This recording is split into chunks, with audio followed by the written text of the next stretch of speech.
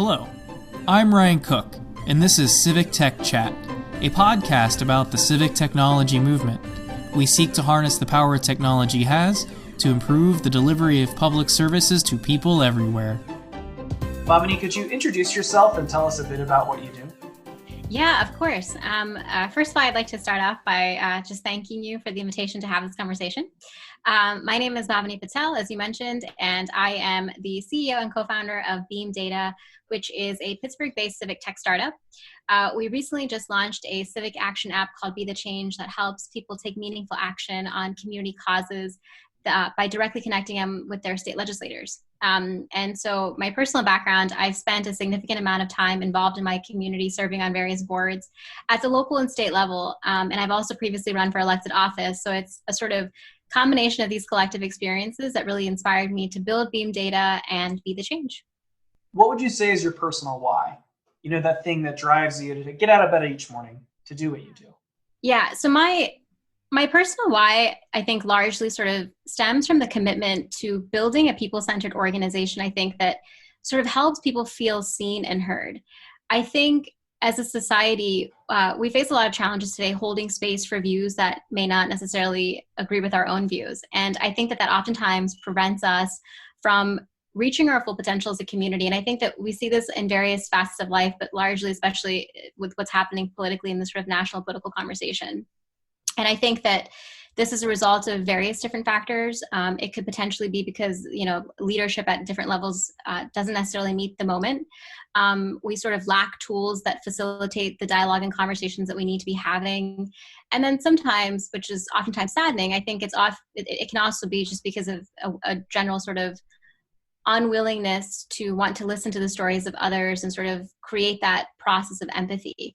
And so for me, I think I get up every single day wanting to bring us closer to that goal of ensuring that we're creating space for people to feel like they're being seen, they're being heard, and that there's a space for their stories to be told. Are there any podcasts, videos, books, or other sorts of media that you'd want to recommend to our listeners out there? Yes, I think sort of following off of my previous answer, so I'm currently reading Blink by Malcolm Gladwell, which is not necessarily a new book, but it came recommended by a lot of my close friends, and I'm thoroughly enjoying it for a variety of different reasons. I think that the sort of thematic focus, I think that there's a lot to be said about the power of intuition, empathy, and emotional intelligence as a founder, but also someone who spends a significant amount of time in the community talking to people of different backgrounds, which helps me to be a better founder, but also allows me to be a better person in general. And I think that something that I really appreciate about this book, and I'm looking forward to delving a little bit deeper into as I continue reading it, is that we currently, I think, place a lot of emphasis on the importance of higher education towards the path to success, however you may define success. And I think that in today's world where we're so connected, there's a lot of technology, a lot of innovation happening. There's a lot more value, I think, actually, in having lived or direct experiences that expose us to the realities of the world and sort of put us in situations that make us uncomfortable so we can meet the moment and sort of experiment with the different facets of who we are as people. And so I would recommend that book. And then I'm also reading Grit by Angela Duckworth, which is a really good kind of sort of pick-me-up in case you're having a down day as a founder and something's not going right. She has a way of really like getting you pumped up to just keep going. Thinking about things that kind of force you to rise to the moment or maybe push you outside your comfort zone. I gathered from your previous answer that you yourself were a political candidate once, which is certainly that sort of activity. I believe you ran for the, I'm going to probably mispronounce this, but the Allegheny County Council. You'll have to let me know if I was any bit close. What sort of things did you learn from that campaign experience? I imagine doing things like going door to door, some folks maybe feels like something from a different era with how this year's been going. Yeah, so that's right. So it's Allegheny County Council. You were close enough. So I was lucky enough to have run last year. I couldn't imagine being a political candidate in the current environment. I have a lot of, I'm genuinely really thankful for a lot of the sort of virtual events that have been coordinated for current candidates. But that experience was really interesting. And so it exposed me to a completely different facet of what it means to be a Pittsburgher. I ran in a district that's predominantly, if you're from Pittsburgh or know of Pittsburgh, the Mon Valley. And it also included Monroeville and Plum. And so the Mon Valley is really home to a lot of folks who sort of have deep historical roots, right? So their families, they had parents that worked in the steel mills, and their homes were passed down to them through generations, and they sort of lived in those communities. And so there's like a deep sort of tie to that neighborhood sort of feeling. And so for me, I was born in Baltimore, Maryland, and I grew up in the Pittsburgh area and went through K through 12, but my mom came from India, and there's that sort of immigrant background, that immigrant story. And so I've never sort of experienced what it means to be a true Pittsburgher and to be tied to that historical narrative of what it means to have family that worked in the steel mills, or to have family that had sort of the background of being veterans, and so on and so forth. And so being invited into these homes and having those conversations and having folks actually take the time and carve out the time to tell me about their lives was just a phenomenal experience. And then being able to do the same and tell them about who I am as a person. And so it's those experiences, knocking on doors and having those conversations as a political candidate, that truly, I think, inspired me to want to create some essence of that in the Be the Change app and the platform and the company that we're trying to build. So that was sort of the inspiration behind why we did what we did. And so, as you mentioned, you have that app, and I believe it's now launched to the public in some way in the store. Is that accurate? That's correct. So we launched on August 6th. We're currently in the App Store, and the Android version is coming soon. I saw that your first partner, in this case, is State Senator Jay Costa. To give listeners context, they represent the 43rd District and are the leader of the Democratic caucus for that chamber.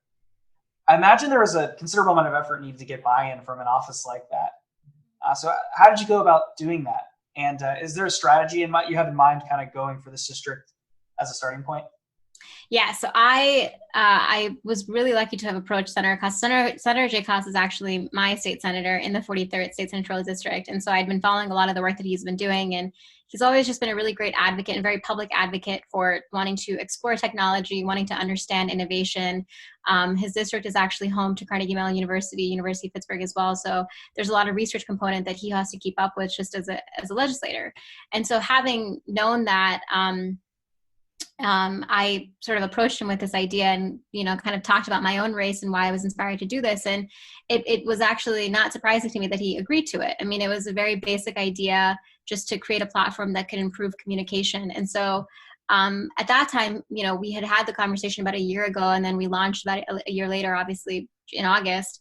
But the timing of it was also really critical because at that point, situation around COVID-19 had peaked as well. And so as a state senator, he was facing a lot of challenges, as many other elected officials, just being in the community because a lot of the in-person meetings, town halls, and so on and so forth had come to a halt. And so the launch of the app Be the Change, the timing was actually really great too, because we were able to facilitate that sort of communication gap to ensure that he could still stay connected and keep pulse of what's happening in the district. And sort of create a new avenue for people to engage with him. And so that's sort of, that was sort of the approach that we took. And so we launched with him, as I mentioned. We're sort of doing a pilot launch in the 43rd District with Senator Acosta, trying to work out the bugs in the app, trying to get a sense of, what we need to add in terms of feature in order to scale it. And so after about a couple of months of piloting with him, we're hoping that we'll be in a place where we can actually make the app accessible to other state senators in Pennsylvania, and then hopefully scale and expand from there. So I think I'm hearing there that then that office has already been using the app for a non-zero amount of time. Am I hearing that accurately?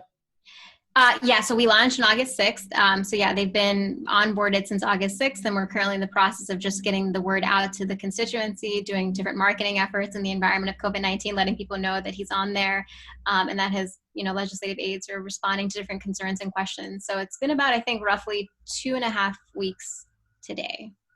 So I imagine that's not a very lengthy time to have gotten feedback, but have you heard anything from their office in these kind of first moments dipping the toes in the water about using technology in this way? Yeah, so I think one of the things that they were excited about was creating a platform where there could be constructive dialogue, direct answer, and question sort of, a lot of folks don't necessarily feel comfortable picking up the phone and having a conversation with their state senator's office because they don't know if they're asking the right questions. And, some people don't want to go to the length of actually doing the Google search that's necessary to find that contact information, et cetera. Especially another reason I think that they were excited about coming on board was to be able to engage younger audiences in the political process too, right? So when we talk about voting and, get out the vote and make sure that you vote, I think that the way that you inspire people to vote is when they feel like they're connected to their communities, right? When they feel like they reached out to their state senator or their state representative, and they were able to have a dialogue, and they feel invested in their community. And that's sort of what inspires them to go out and want to cast their ballot. And so I think that it's an app like this truly does engage a different sort of demographic of populations as well in the district. And so that's one thing that we're really excited about kind of tracking as we go forward, is to see if there's a difference in who they're able to reach in terms of age, race, and that sort of thing. And I would imagine that like just the act of like trying to reach folks to let them know, hey, like this is available to you as this like cool tool you can use, is probably in and of itself like that first challenge, the first hurdle. Yeah. What sort of things are y'all doing to try to get it out into the community, if you will? Yeah, so that's really interesting. So I think for sort of any app idea, I think marketing and figuring out how to reach the people that you want to engage in a conversation and get them to download the app is sort of like the $1 million question. And so for us, with the elections coming up in November, I think there's already a lot of dialogue happening around, mail-in ballots, COVID-19, different concerns about unemployment, and so on and so forth. And so we've been relying on a lot of basic strategies of reaching out to different partner organizations, community organizations that are doing a lot of grassroots work in the district, and asking them to work with us to get the word out. If they have any questions around unemployment, COVID-19, they can use this app and directly get a response. We've obviously been relying on a lot of social media, things like Facebook, Twitter, Nextdoor, and things like that to get the word out. In an ideal situation, we would have had sort of a bigger launch party, but obviously that's not possible right now. And so we've also been forced to adapt in many ways, just thinking about marketing and outreach approaches. But people are really supportive. I think that they see value in something like this. And so finding partners and being able to use their sort of social media real estate to get the word out has been a really effective work for us. And I will also add that, I mentioned that Carnegie Mellon University and University of Pittsburgh are also in the district. And so that means that there's a lot of students that are going to be coming back into the area, and there's sort of a lot of unanswered questions around COVID-19. And so we've been focusing on partnering with a lot of the different student-led organizations at Pitt and CMU to let them know about the app, so that if they want to share different things that they're noticing around COVID on campus, that they can do that via the app and make sure that people understand what's happening on campus, so we can sort of prevent anything, from escalating if there are concerns. So we've mentioned COVID a couple of times now with this as being part of the why, talking about using tools to kind of try to rise to the challenge of how do we have like a normal functioning government or normal functioning interaction between a leadership figure and their constituents in a time when, we can't be in the same room together. You can't just go to their office and talk. As you've been thinking about this, through the course of this work, like what kind of role do you see technologies like this app or others playing in trying to help facilitate these types of interactions? Yeah, so I think technology is so important, especially because we can't be meeting in person. And so one of the things that's really unique about Be the Change is that, there are a lot of existing apps out there. It's sort of like 311 systems that focus on like local government, borough level or, sort of city level government. But there aren't apps like this that exist for state level. And so many of the decisions that are taking place in the legislative process directly impact us, yet we don't know how to keep track. And so I think that that's one way that we're really sort of unique. And the second thing is that I think the role of technology. So that's sort of like the education component, right? Using technology to educate people about state government. The other sort of way that I think we're unique is we invite people to share community causes on this app, and we allow them to upvote and downvote the posts that have been made by neighbors or people in their community. But we've sort of blocked off commenting and have reserved that essentially for elected officials to sort of move away from the sort of nasty discourse that we might be seeing on other platforms, because we don't want to make the focus of the platform about moderating speech or, kicking people off. We want to be able to create a space where people can actually have their questions answered. And so I think it's a very simple idea in many ways. I don't think that there's anything really that's complex about the app, but I think being able to build something that, especially I'm sure like building civic tech that's adoptable by different legislators and people who may not necessarily be too tech savvy, it's really important to create something that's simple but effective and gets the job done. And so I think that in many ways that's what Be the Change represents. That's what we think of in terms of civic tech and what we're trying to create with Beam Data. I think it's a really good segue into the next question I had, and that's the challenge, and it's around the challenge of building technology that serves like a community at large, like a whole population. One doesn't, in the situation of something like this, one doesn't have the ability to kind of pick an audience and design for that audience. As I think you were alluding to a bit there by the experience level with technology is going to be all over the place when you consider the population as a whole.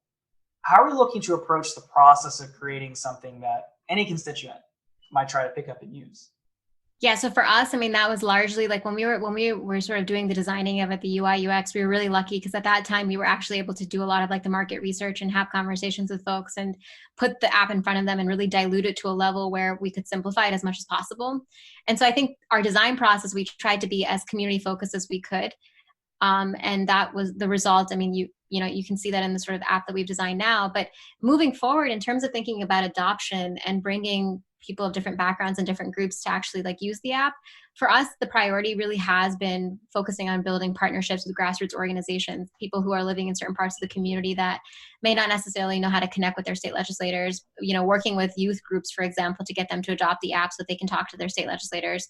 That's really been our priority in terms of thinking about usability. In the future, I mean, so we obviously have to think about the sort of digital divide. That's a question that oftentimes comes up. Not everybody has access to wireless, so how will they download the app and use it? We're hoping that once things calm down, hopefully with COVID, we would be able to partner with, the public library system here and potentially put sort of like be the change iPads at different libraries so that people want to connect with their state legislators. They can do that very simply using an iPad. So just kind of thinking creatively around ideas like that to make sure that the technology is accessible for everyone in the community and making sure that we're being as inclusive as possible. I imagine there's probably a fair number of folks out in our audience that also find themselves often thinking about those sorts of partnerships and how they relate then to like the tasks they're doing, whether they're working in government, working for like a nonprofit, working for an organization, maybe not too different from yours, that's trying to like partner with some part of the governmental process. They might be curious to hear like what sort of like tactics have you employed, trying to like find organizations that feel appropriate for that sort of thing, and then also to like get buy-in to have a sort of partnership happen. Yeah, so I think one of the biggest things for us is, even in the design of the app, the sort of marketing, even the website, it's quite obvious that we're mission focused. And so at the root of it, we stay consistent with our messaging that we truly are focused on getting people connected to their local government. And so when we are reaching out to different partners, that's sort of what we lead with, right? We oftentimes work with different organizations that are trying to engage youth in different community-led projects. And so our approach in that case would be, have you thought about taking the community-led project that you're doing within your organization and actually letting your elected official know about it, right? Because when you're doing something that's so enclosed and you're focusing on something, there's a lot of knowledge and insight that usually comes from that process and that project with different mentors coming in and leading the project. So if there's a way for you to very easily log on to an app and share the knowledge points that you've gathered and let your elected official know, I think there's benefit from that. And that's sort of how we've approached it. And that sort of kind of encapsulates the idea that people who live in their communities, people who are interacting with their communities are sort of the experts in their neighborhoods, and they have the valuable knowledge that's necessary sometimes to resolve certain challenges that an elected official may not know how to approach. And so I at least think that a lot of elected officials would be open to that sort of feedback loop where they, there's something that they're getting new information and that they can act upon that. In terms of working with student-led organizations on campus, I think that, again, going back to the situation of COVID-19, I think that that's something that we're still all trying to figure out how to approach. And there's been a lot of interest on that note, because when people do notice things that are related to COVID-19, they really don't know where to share that information. So having technology where they could sort of outlet that and get constructive response as opposed to just tweeting it where anybody could reach it and respond to it. They've at least told us that it feels more constructive to put it on a platform like this where they can solicit some sort of response. And speaking of that sort of community engagement, I did see in a blog post on y'all's website that at some point you've created a community advisory board. And in that post, it mentioned that part of what the group is for is that they're meant to have visibility into how the decision-making process works to hold it accountable. Can you tell us a bit more about that board and the role you're intending to have it play as you're going forward? Yeah, so I mean, for us, one of the primary focuses when we had the idea of Be the Change was to make sure that we're building technology with community, not necessarily for. We didn't want to build something and then just like assume that people would adopt it. And so for us, from day one, it's all been about, having conversations with folks and asking them, like, would you use something like this? In what environment would you find this valuable? Including them in the UI UX design process, thinking about different features, asking questions back and forth to see, what they would find value from and whatnot. And even whenever we're doing some testing, we oftentimes rely on our community advisory board to ask them to test the app to make sure that the usability is sort of intuitive. And so I think that when you include people in the process of building an app like Be the Change or any sort of technology, I think that you're also likelier to build trust. And I think that building an app like this that does have a political element to it, that, you know, is dealing with civic action, trust is such an important component. And it's not going to happen overnight. That's a long-term process that you have to consistently work towards, and you have to make sure that you're threading that and weaving that in every decision that you take as a company and as you're marketing the app and who you're partnering with. And so we heavily rely on our community advisory board for insights to keep us in check, to point us in the right direction when it comes to potential new partners, thinking about new features as we grow and expand. If there's a listener out there that's hearing about this concept of a community advisory board, and they're like, oh, like, I hadn't thought of that before. That sounds like it'd be really cool for my project or the thing we're working on. What advice would you give them as they're thinking about that and thinking about things like, how do I pull this group together? What should our interactions be like? What kind of role should I be striving to have them have? Yeah, so I think for the way that I sort of approached it in our team, whenever we were brainstorming this, the way that we thought about it was we would identify about 4 or 5 people in the community that are sort of like the change makers, right? Like you hear them, they're trusted community leaders. They're the ones that people usually go to when there's a project or something that needs to be done in the community. And we basically approached them. We were incredibly authentic about what we're trying to do. And sometimes they said yes, sometimes they said no, but that's okay. And the ones that did say yes, we would have a phone call conversation with them. We would explain what we're trying to do. And we would ask them if they'd be interested in serving on the board. And if they weren't, we would ask them to introduce it to somebody. And so it's through that snowball method that we were able to build up a group of people that we knew that were, you know, well-versed in the communities and the neighborhoods that they came from. And I think fundamentally something that we were really, really passionate about making sure was that if we onboarded somebody onto the community advisory board, we wanted to make sure that they had knowledge about the community that they were coming from, right? That they knew the ins and outs of that community, that they weren't outsiders, because we didn't want to be unknowns essentially. So that building, again, goes back to that trust factor. I think that's really important. And then whenever we did develop our board, we made sure that we had tight agendas, right? Really tight, the 30 to 45 minute conversations, very focused, because we didn't want people to feel like we were wasting their time. We wanted to make sure that they felt like that they were getting something out of it as well in terms of knowledge growth, networking, connecting them to each other if they didn't know each other so that they could also build on their networks. And then obviously, you know, incentivizing them because they're offering their time, whether that's through different gift cards or different programmatic experiences that we curated for them. So it was really important for us to make sure that it was mutually beneficial. And I think that when you're thoughtful and intentional about that, people want to give you their time because they don't feel like they're being sort of used. You know, it feels like they're contributing something that's impactful, but they're also getting something in return from that. Now that you're on the other side of the launch, of getting the thing out to the public, I imagine there's quite a bit of build up, like, you know, can we as a team get this thing done on the timeline we want to? And then, oh crap, now it's in the App Store. I hope it goes well. I'm sure a lot of those thoughts were like going through y'all's head as you were doing that. But now that you're past that, are there any like lessons learned along the way that you'd be willing to share with our listeners about all that stuff that happened before? Yeah. So I think the biggest lesson, I'm sure this is probably quite conventional, but it's the truth, is that it's never going to be perfect in time for launch day. You're always going to feel like you've missed something, or, you know, this feature is not working correctly or something. But I think I'm so happy that we did launch when we did launch, because the reality of it is, and I've been given this advice a million times and I didn't understand what they were telling me until I actually did it, which is that it doesn't matter. You just have to get it out there. And until you get it out there, you will not know how people will respond to it. And it's the best advice, the best sort of feedback loop is when people start using it and it's actually in that environment. And then you can start making decisions and responding accordingly to build a product that's the perfect fit and that's something that the market wants. And so it's going to sound very cliche, but I think that's for me, that was the biggest thing. And I feel like we surmounted it like a mountain in many ways, because it's invaluable to be able to like experience that and go through it, because now, you know, when we have to do a second release or when we have to release our Android, we sort of know what to expect now. We know it's not going to be perfect. The sort of emotions will be in control now, and we'll be ready to take the punches and sort of just ride through it and just keep pushing and get it done. So then with what you just said before about kind of the way you're thinking about like lessons learned from the first launch, is there anything you're kind of thinking to yourself, oh, I want to do this differently as I do the Android launch? I think, I think that it's just going to be stop focusing on sort of like the minute details and just focus on getting it out. And once it's out and we're, allowing people to kind of interact with it and we're getting the feedback through email, letting us know that there's this bug or there's that, you just kind of have to become a little bit more like unattach yourself to the product in some ways.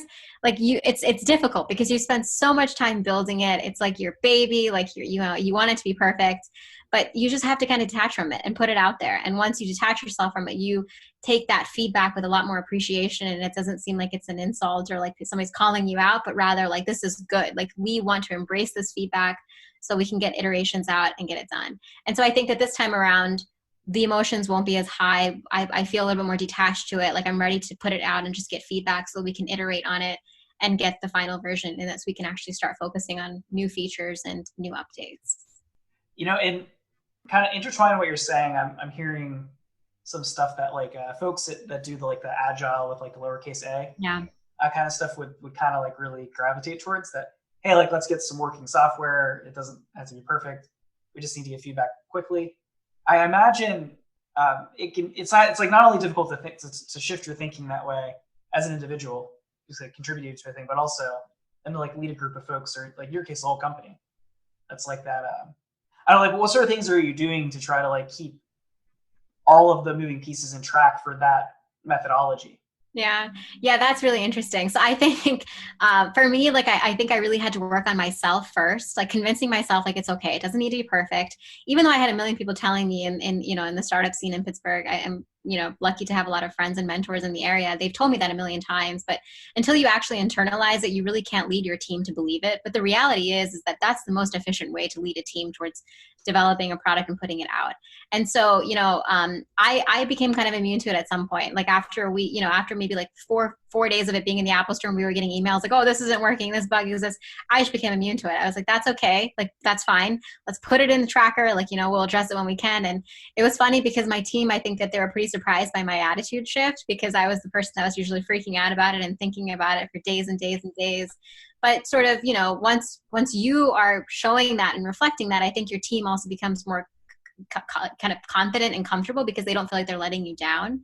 And again, I think that's such an essential lesson in leadership, right? Is that when your team is following you and kind of seeing, they sort of mimic in many ways what you're doing. And so it's your responsibility as a founder to kind of keep it together and make sure that you're inspiring them to continue doing the work that they're doing. Because if they feel down and they feel like they didn't perform, that they put out a buggy app, it's hard to overcome that and come back from that. So we need to keep pushing to make sure that we can come back from that, and focusing on the good and having conversations about the positive aspects of what people have said has been really great for our team and keeps us inspired and excited to keep pushing and to keep iterating. I like what you said there as well about like trying to, I think I heard something essentially along the lines of like trying to like build confidence in folks on your team by like having that continued and phased delivery. That kind of made me think of some stuff that I have going on like at my work, where we like went to shorter sprints so that we could kind of show like, hey, this smaller delivery goal happened. So now like we can build upon that, and like you can get momentum, and the folks on your team that can then feel more confident to make the contributions that you want them to, right? Yes, I am absolutely 100% behind that idea. I'm learning to embrace that. I think that incrementalism is a phenomenal way of life. I think that if we could take things in tiny bits and incrementally move towards them, I think that it helps us build a stronger foundation for whatever we're trying to build, whether it's a product, whether it's a company at large, or even an idea. Having a strong foundation, making sure that you feel comfortable with where you are and you believe in it, I think it's so important, because at the end of the day, once you build something, you also have to sell it. So it's important to take the time and process what you're building, to make sure that you feel confident about it. And that's not going to happen overnight. After you start looking at an app, for like 6 months, you begin to hate it. Like, it's because you're just looking at it so many times. And so it takes time to kind of adapt and build something that you're comfortable with. And then ultimately that's what you go out and sell. And I want to thank you again for taking the time out of your day to join us here on Civic Tech Chat. Before we depart, though, there's always this lovely time at the end where we try to like get the concluding thoughts together that folks will then kind of like take away from this conversation. So for you and this conversation we've had today, what would you like folks to take away? Well, so I think for me, the biggest sort of takeaway throughout this entire process of building Beam Data, Be the Change, running for office, I think that the sort of ultimate factor is that the idea for Be the Change was largely motivated by my run for office and having those conversations in my community. And it was sort of taking that leap and pushing away the doubts in my head and committing to testing out this idea that really led me to where I am right now. And so, and I really genuinely think that we need more of that. You know, people who start companies and start ideas or startups in general from small moments like that, and holding on to those moments and reflecting on those moments. And so I think today's conversation was largely about that, right? Reflecting on who you are as a person, your commitment to community, or whatever it is, and innovating using that purpose and then building something from it. And so if you're thinking about something like that, I encourage you to take that leap of faith and push forward and do it. Well, thank you so much for coming on the program and sharing your insights and your passion for this project. Absolutely. Thank you for the invitation. This is wonderful. You can follow us on Twitter using the handle @CivicTechChat. Visit us on the web at civictech.chat, or subscribe to us for content updates wherever it is you download your podcasts.